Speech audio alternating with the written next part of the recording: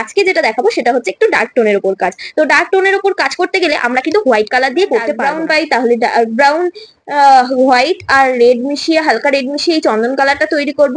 যদি আমরা dark brown না পাই সেক্ষেত্রে আমরা hi friends, welcome back to my channel প্রমাস বিউটি গার্ডেন। কি ভাবছো এটা কিসের ভিডিও? আসছে কলকাও আছে। তো এটা আমি একটু ডার্কের ওপর কলকার কাজ করে দেখিয়েছি। ডার্কের ওপর বললাম এই কারণেই, আমি টোনটা ডার্ক রেখেছি। আমার অনেক দিনকার ইচ্ছা ছিল একটা ডার্ক টোনের ওপর কলকা করার, বাট আমি সিরিয়াসলি মডেল খুঁজে পাচ্ছিলাম না। তো আমি ভাবলাম কেন না এই আইডামিটাই ইউজ করি। তো আমি প্রথমে ব্ল্যাক নয়, মেন কথা হচ্ছে ক্রিম কন্ট্যুর করে নিয়েছিলাম, কন্ট্যুর দিয়ে পুরোটা ব্ল্যাক করে নিয়েছিলাম। তো তারপর আমি একটা হালকার ওপর কাটক্রিস আই মেকআপ করেছিলাম, যেটা দেখতেই পাচ্ছ সবাই। হালকা ব্ল্যাক দিয়ে কর্নার গুলো হাইলাইট করে নিয়ে মাঝখানটা হালকা ব্রাউন দিয়ে মিশিয়ে, আর তারপর একটুখানি শেডটা আমি শিমারি টাইপের শেড দিয়েছি একদম সামনেটা।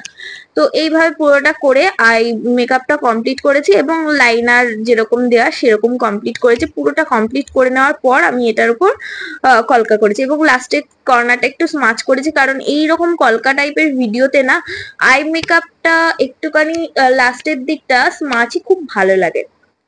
তো দেখো নিচটাও আমি এরকম করে নিয়েছি, আর একটু স্মাচ লাইনারই আমি চাইছিলাম, আমি নিচটাও হালকা স্মাচ করে দিয়েছিলাম। এই দেখো এই হচ্ছে লুক, এবং এর সঙ্গে হবে কলকা করেছি। তো কলকা এবারে আসি কি কি করি। আমরা তো ফেয়ার টোনে অনেক কলকা করেছি, কি কালার দিয়ে করতে হয় সেটাও আমরা জানি, কিন্তু ডার্ক টোন তো আমরা খুবই কম পাই। এইরকম টাইপের, মানে এরকম টাইপের এতটা ডার্ক টোন খুব রেয়ার। তো তোমাদের অনেকের কোশ্চেন থাকে যে ম্যাম কোন টোনে কি কাজ করব। তো এতদিন তো ফেয়ার টোনের কাজ আমি দেখিয়েছি, তো আজকে যেটা দেখাবো সেটা হচ্ছে একটু ডার্ক টোনের উপর কাজ। তো ডার্ক টোনের উপর কাজ করতে গেলে আমরা কিন্তু হোয়াইট কালার দিয়ে করতে পারবো না।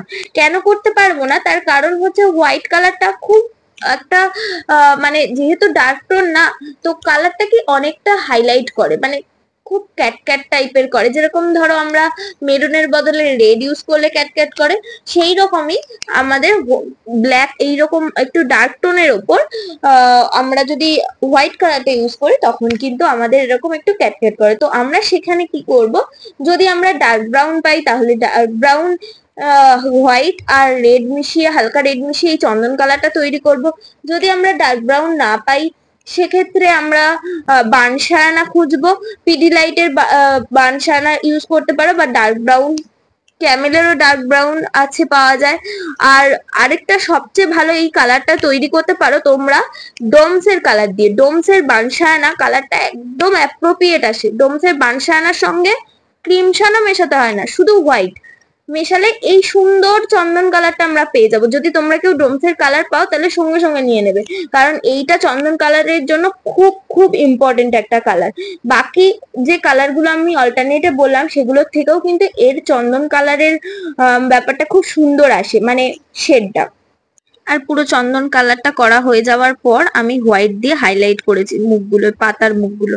বেসিক্যালি এটা একটা পাতার উপরেই করা, যেহেতু পাতাই দেখতে পাচ্ছ বেশি, আর কলকার ক্ষেত্রে পাতাটাই বেশি ইউজ হয়। তো এইভাবে তোমরা এটা প্র্যাকটিস করতে পারো। আমি চেষ্টা করেছি যতটা সম্ভব তোমাদের সাথে ক্লিয়ার করে শেয়ার করা যায়। আর আমার চ্যানেলটিকে সাবস্ক্রাইব করে রেখো যদি ভালো লাগে।